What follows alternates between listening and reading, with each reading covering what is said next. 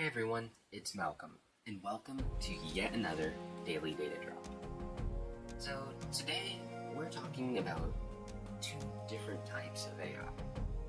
One you're likely more familiar with, superintelligent AI like LLMs, ChatGPT, Gemini, Claude, and then we're talking about old school AI. So before we talk about exactly what they are or what they do, first I'll share which one actually has more real-world impact.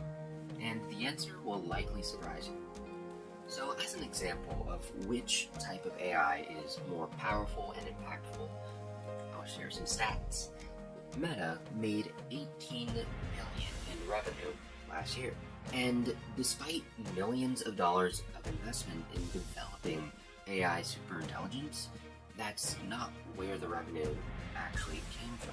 Instead, most of this revenue came from old school AI, which created personalized recommendations and targeted ads for every individual. So what exactly is the difference between old school and new school AI? Well, it all comes down to function and purpose. In a sense, they are all very similar in that they take vast amount of data and use that to predict a future outcome and help make a decision. The function really differs in what exactly is being predicted. For large language models or LLMs, such as ChatGPT, Claude, or all the ones that most people are familiar with, those are predicting the next word. They're creating new context just by predicting what will come next. And it does this so well that it appears to be super intelligent. We're able to have conversations with it, and it can be very personal and even give you a new perspective to an issue that you may have never thought of.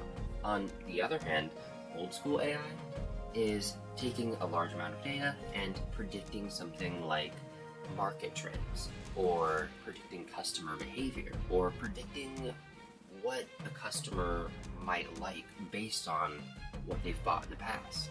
These models are perfect to personalize someone's experience and what showed up in their feed or what ads they see.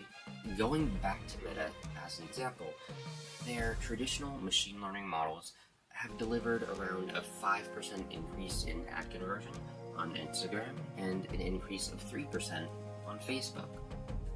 So their traditional machine learning applications, although they're not flashy and not really heard about by the public, are what's actually generating revenue, not the super intelligent LLMs that are generating words and code.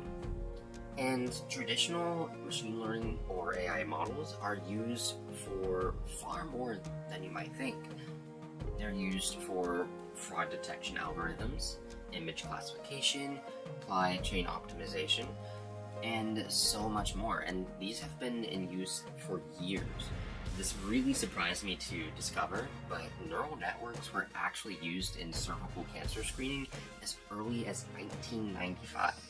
And this really does explain why most companies are only using generative AI for summarization purposes, because that's not what actually helps them make revenue. Summarizing does help speed up certain processes, but aside from that, it doesn't help with their marketing. It doesn't help them get their product in the customer's hand. One example of how a more traditional AI model is being used is a Japanese company that recently used AI to improve wireless power transfer, WTP. And the way they did this is they used it to create a virtual replication or copy of the system, and they had AI monitor it and make adjustments. And then by using this AI model that they've created, they were able to greatly increase the efficiency and reduce the variability in voltage, which is a lot safer, faster, and way more efficient. Anyway, that's it for today's Daily Data Drop. I really hope you enjoyed.